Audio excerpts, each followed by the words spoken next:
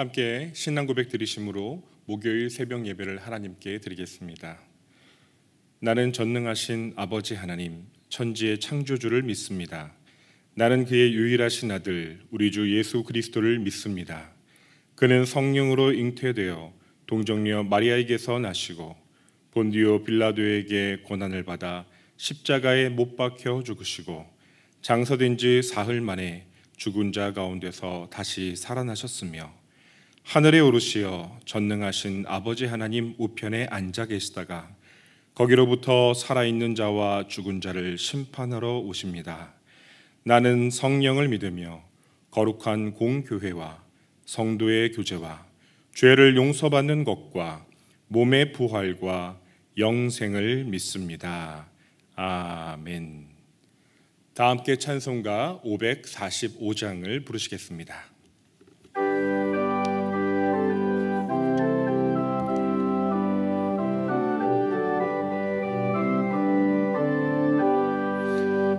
이 눈에 아무 증거 아니 배어도 믿음만을 가지고 선을 걸으며 이 귀에 아무 소리 아니 들려도 하나님의 약속 위에 서리라. 걸어가세 믿음 위에 서서 나가세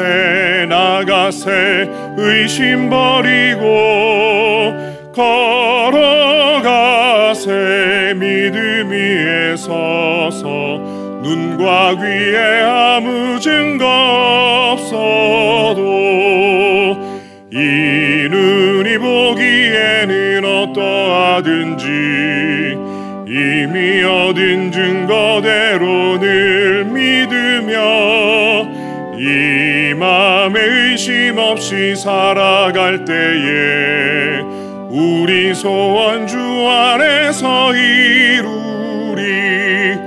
걸어가세 믿음 위에 서서 나가세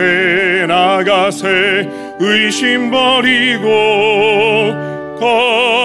걸어가세 믿음 위에 서서 눈과 귀에 아무 증거 없어도 주님의 거룩함을 두고 맹세한 주 하나님 아버지는 참 이쁘다. 그 귀한 모든 약속 믿는 자에게 능치 못할 무슨 일이 있을까. 걸어가세 믿음 위에 서서 나가세 의심 버리고 걸어가세 믿음 위에 서서 눈과 귀에 아무 증거 없어도.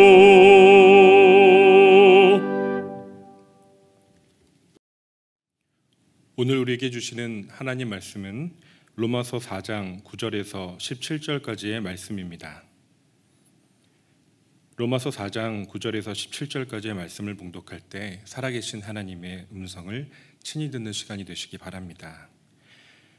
그런즉 이 복이 할례자에게냐 혹은 무할례자에게도냐 무릇 우리가 말하기를 아브라함에게는 그 믿음이 의로 여겨졌다 하노라. 그런즉 그것이 어떻게 여겨졌느냐? 할례시냐 무할례시냐? 할례시가 아니요 무할례시니라. 그가 할례의 표를 받은 것은 무할례시의 믿음으로 된 의를 인친 것이니 이는 무할례자로서 믿는 모든 자의 조상이 되어 그들도 의로 여기심을 얻게 하려 하심이라. 또한 할례자의 조상이 되었나니 곧 할례 받을 자에게뿐 아니라 우리 조상 아브라함이 무할례시에 가졌던 믿음의 자취를 따르는 자들에게도 그러하니라.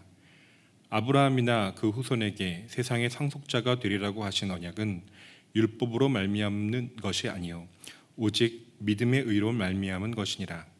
만일 율법에 속한 자들이 상속자이면 믿음은 헛것이 되고 약속은 파기되었느니라. 율법은 진노를 이루게 하나니 율법이 없는 곳에는 범법도 없느니라. 그러므로 상속자가 되는 그것이 은혜에 속하기 위하여 믿음으로 되나니 이는 그 약속을 그 모든 후손에게 굳게 하려 하심이라. 율법에 속한 자에게뿐 아니라 아브라함의 믿음에 속한 자에게도 그러하니 아브라함은 우리 모든 사람의 조상이라. 기록된 바 내가 너를 많은 민족의 조상으로 세웠다 하심과 같으니 그가 믿은 바 하나님은 죽은 자를 살리시며 없는 것을 있는 것으로 부르시는 이시니라. 아멘. 성도 여러분, 만약에 기억상실증에 걸린 아내가 있다면 그 부부관계는 어떻게 될까요?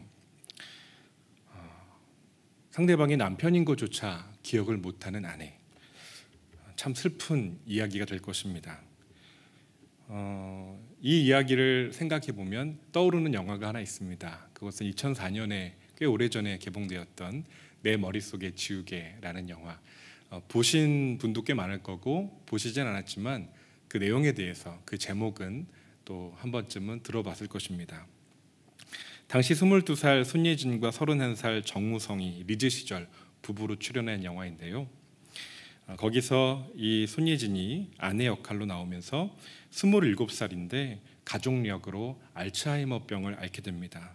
그리고 점차적으로 기억을 잃어가는 이야기죠. 그런데 이런 영화 같은 이야기가 실제로 작년에 있었습니다. 작년 8월에 캐나다에 있었던 일인데요. 23살 아내 로라는 2년 전 직장에서 공중에서 떨어진 기둥에 머리를 부딪혔고 뇌에 손상을 입어 기억상실증에 걸리고 맙니다. 그리고 사고가 있기 전에 9개월 전에 결혼했는데 그 남편을 전혀 알아보지 못하게 되었습니다. 로라는 결혼 사실 자체를 까맣게 잃어버린 것이죠. 그녀는 이렇게 말했습니다. 당시 상황을 이렇게 표현합니다. 덫에 걸린 것 같았다. 아침에 침대에서 일어나도 그가 누군지 전혀 알 수가 없었다. 얼마나 황당했을까요?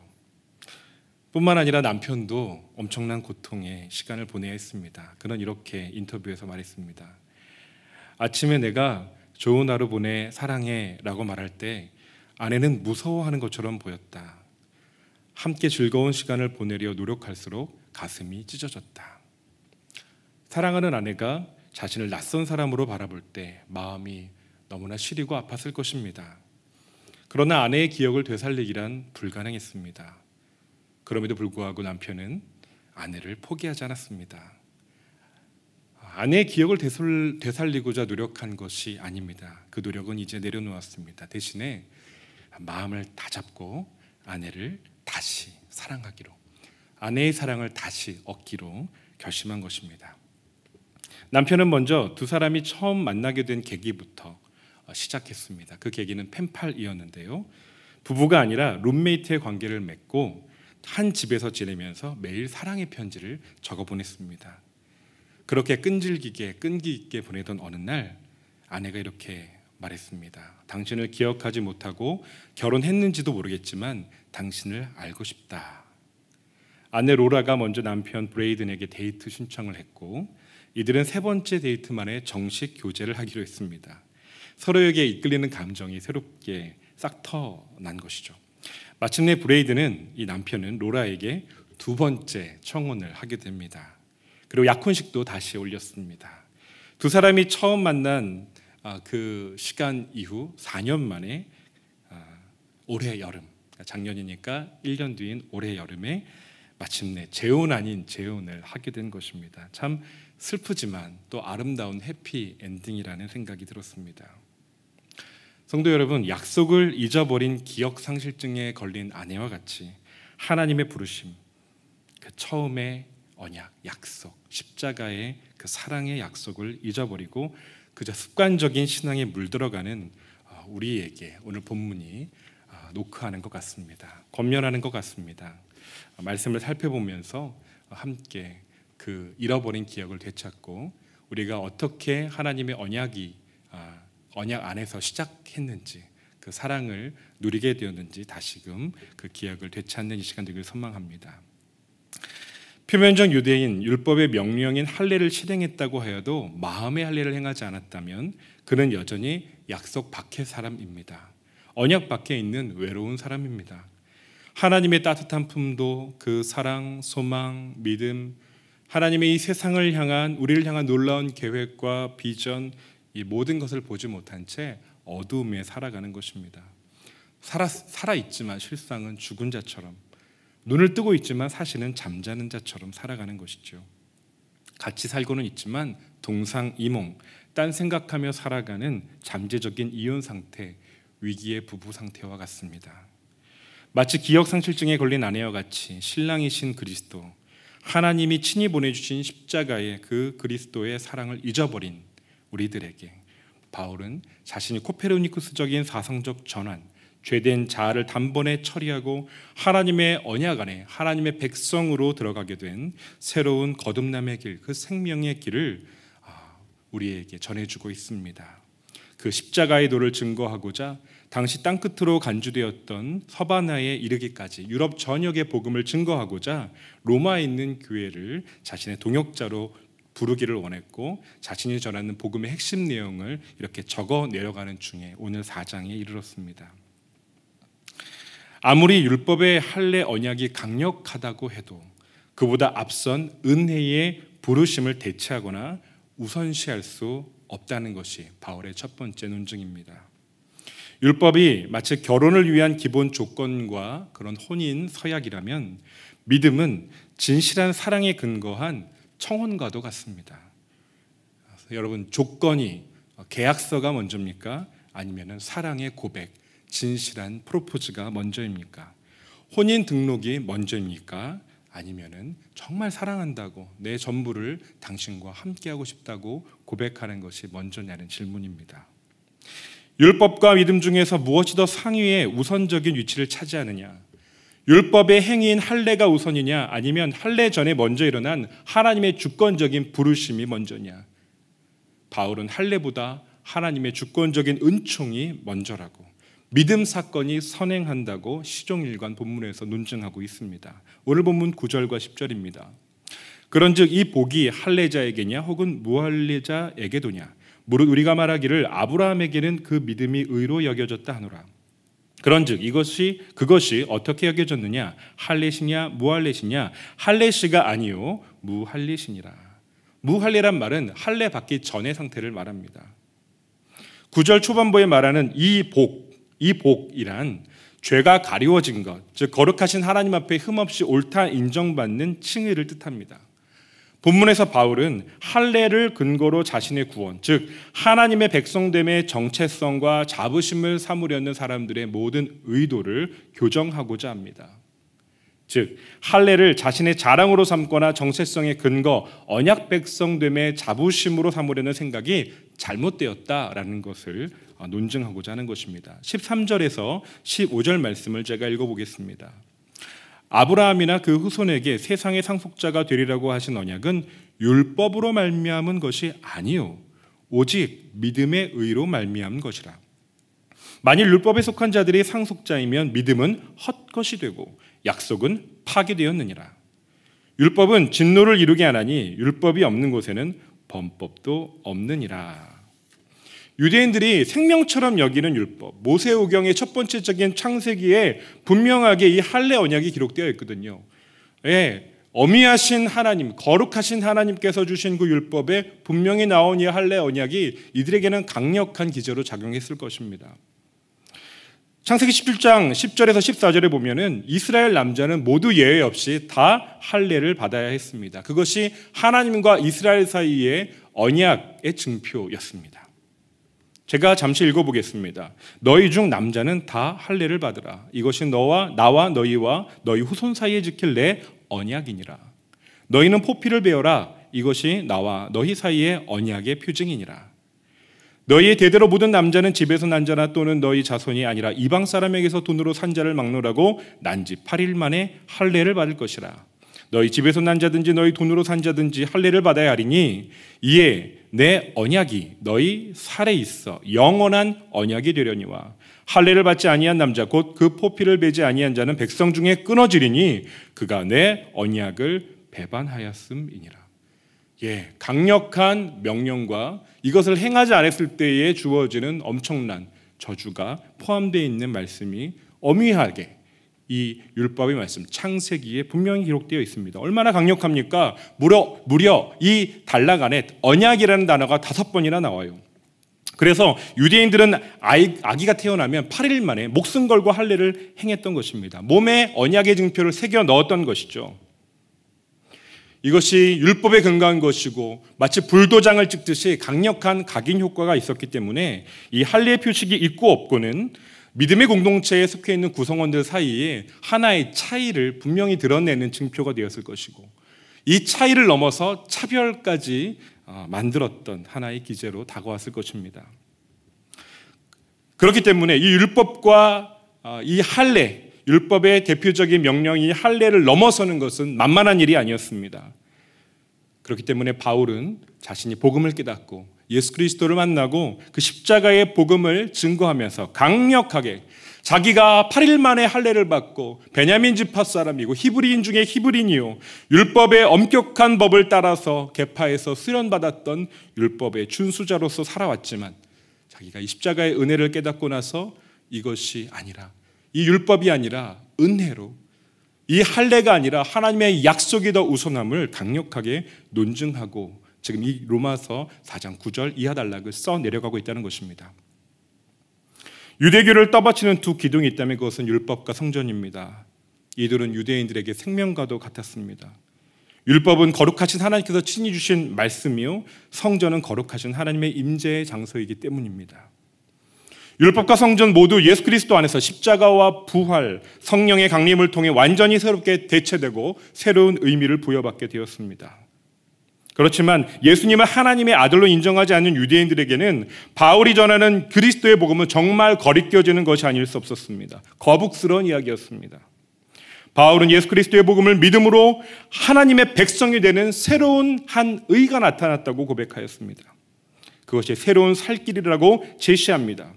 그것은 하나님께서 분명히 율법을 주시기 이전에, 할례의 명령 이전에 아브라함을 부르시고 그에게 믿음으로 의롭다고 인정하신 사건으로부터 시작되었다고 그는 논증합니다. 즉 다시 말해 십자가의 도를 명확히 세우기 위해 칭의 시점을 할례가 아니라 그 이전에 하늘의 무수한 별들을 보여주면서 내 자손 이와 같으리라 약속하시면서 이것을 그가 믿음에 그것을 의로 여기신 17장의 말씀, 할례의 말씀이 아니라 그보다 이전인 창세기 15장의 믿음으로 의롭게 되는 이신칭의의 그 사건을 근거로 삼는다는 것입니다. 본문 11절과 11절을 제가 읽겠습니다. 그가 할례의 표를 받은 것은 무할례 시에 믿음으로 된 의를 인친 것이니 이는 무할례자로서 믿는 모든 자의 조상이 되어 그들도 의로 여기심을 얻게 하려 하심이라. 또한 할례자의 조상이 되었나니 곧 할례받을 자에게뿐 아니라 우리 조상 아브라함이 무할례 시에 가졌던 믿음의 자취를 따르는 자들에게도 그러하니라. 하나의 커다란 틀은 은혜의 법, 하나님의 약속인 것입니다. 그리고 그 안에 할례가 들어가 있다는 것입니다. 이 할례가 이 은혜의 법을 초월하거나 우선할 수가 결코 없다는 것입니다. 율법의 대표적인 준수 행위인 할례의 시행 여부가 아니라 그 전에 아브라함을 부르시고 하늘의 별을 보여주시면서 하신 그 약속이 아브라함에게 먼저 주어졌고 아브라함의 믿음으로 반응한 그 사건이 바로 이신칭의 의롭다고 여겨주신 사건, 하나님의 영원한 언약 백성이 되는 근거가 된다는 것입니다. 본문 16절 17절을 읽겠습니다. 그러므로 상속자가 되는 것은 그것이 은혜에 속하기 위하여 믿음으로 되나니 이는 그 약속을 그 모든 후손에게 굳게 하려 하심이라. 율법에 속한 자에게뿐만 아니라 아브라함의 믿음에 속한 자에게도 그러하니 아브라함은 우리 모든 사람의 조상이라. 기록된 바 내가 너를 많은 민족의 조상으로 세웠다 하심과 같으니 그가 믿은 바 하나님은 죽은 자를 살리시며 없는 것을 있는 것으로 부르시는 이시니라. 아멘. 성도 여러분, 은혜의 특권을 주장하는 것이 아니라 사랑의 강으로 그 은혜가 흘러감을 기억하십시오. 민족적인 특수성, 내가 이런 사람이야, 내가 내 몸에 할례가 있어, 그런 육신의 자랑이 아니라 유대 특수주의가 아니라 복음의 보편주의, 이것이 예수 그리스도의 복음의 핵심 사상입니다. 은혜는 특권의식을 강화하기보다 온 누리를 향해 흐르는 십자가의 생명을 전하는 것입니다. 율법은 도시 중심에 세워진 거대한 성이라면 은혜는 광활한 대지에 흐르는 보편적인 진리의 대지에 흐르는 생명의 강수입니다. 유대인들의 민족 종교가 아니라 온 세상을 창조하시고 타락해버린 세상을 회복하시고 온전히 다스리시는 그 완전한 구원을 이루어 가시는 그 진리의 이야기, 이 복음을 우리가 전해 듣게 되었습니다. 그것을 우리는 복음이라고 말하고 모든 사람을 그 지으신 창조주 하나님께로 인도하는 생명의 길, 구원의 길, 회복의 길이라고 우리는 부릅니다. 특정한 인종, 특정한 계층, 특정한 지역, 특정한 민족만을 살리고 회복하시고 나머지는 다른 민족은 배제해버리는 것이 아니라, 만약에 그렇다면 그것은 기쁜 소식이라고 할 수 없을 것입니다. 복음은 보편적이어야 합니다. 특정 사람들만 좋아하는 것은 복음이 아닙니다. 특정 사람들만 득을 보고 나머지는 손해를 보는 것은 전혀 기쁜 소식이 아닙니다. 복음은 특정 사람들을 위한 뻔한 이야기가 아니라 모든 사람들을 위한 보편성을 가진 특별한 이야기인 것입니다.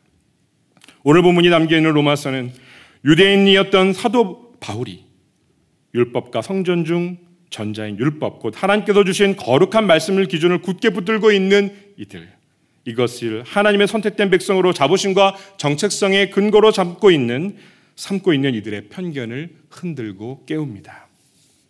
결론을 맺습니다. 성도 여러분, 율법이 약속보다 선행하지 않습니다.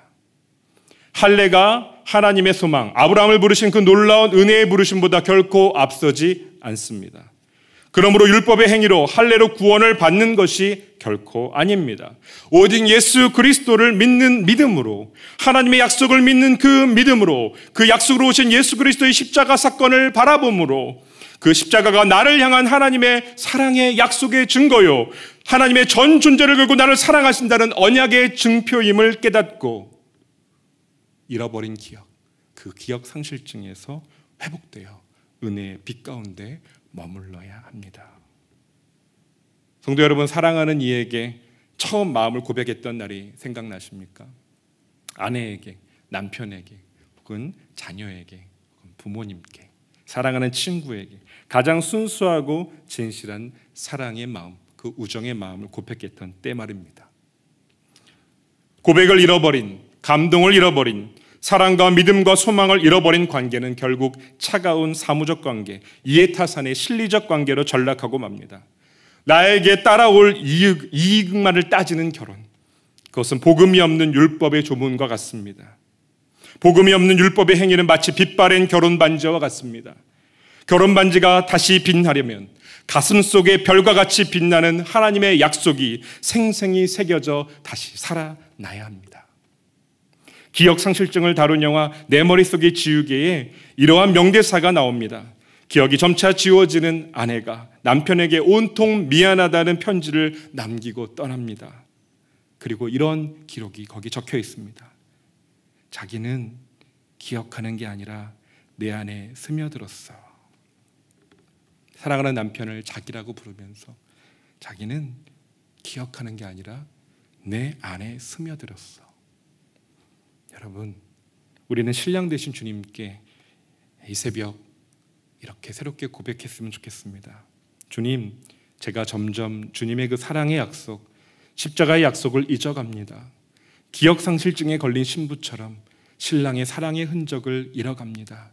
그러나 주님, 제 안에 십자가의 흔적이 여전히 새겨져 있음을 믿습니다. 주님의 보혈이 스며들어 있음을 믿습니다. 그러기에 나는 결코 주님을 떠날 수 없습니다. 주님의 은혜의 기억을 회복시켜 주시옵소서. 주님의 약속을 회복시켜 주시옵소서. 사랑하는 성도 여러분, 예수 그리스도의 의는 결코 율법보다 약하지 않습니다. 십자가에서 이루신 하나님의 사랑의 법, 그 완전한 의는 율법의 완성이고, 율법이 있기 전부터 아브라함에게 약속하신 하늘의 별과 같이 태초부터 빛나고 있었습니다. 그 사랑의 약속, 그 사랑의 비전이 우리에게 이루어져서 오늘 우리로 살아가게 합니다.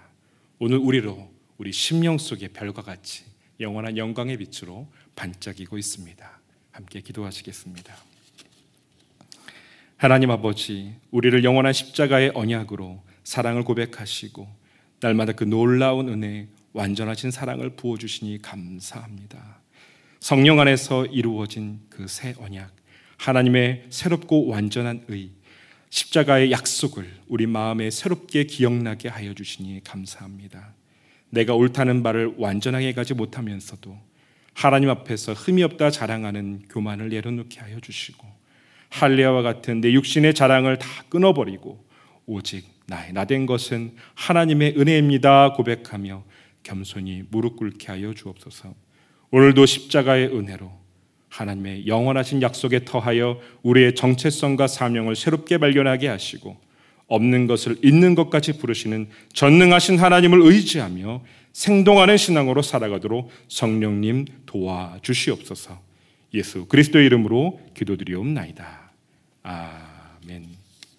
하늘에 계신 우리 아버지, 아버지의 이름을 거룩하게 하시며 아버지의 나라가 오게 하시며 아버지의 뜻이 하늘에서와 같이 땅에서도 이루어지게 하소서. 오늘 우리에게 일용할 양식을 주시고 우리가 우리에게 잘못한 사람을 용서하여 준 것 같이 우리 죄를 용서하여 주시고 우리를 시험에 빠지지 않게 하시고 악에서 구하소서. 나라와 권능과 영광이 영원히 아버지의 것입니다. 아멘. 이 시간 주신 말씀 붙들고 같이 기도할 때 믿음으로 은혜의 약속 붙들고 나의 나됨을 누리며 하나님의 십자가의 언약의 그 기억이 새로워지는 이 새벽 되게 해달라고 기도하시기 바랍니다. 오늘 목요일입니다. 봉사자와 상담 사역을 위하여서, 봉사의 사역과 상담 사역 위하여서 기도해 주시기 바랍니다.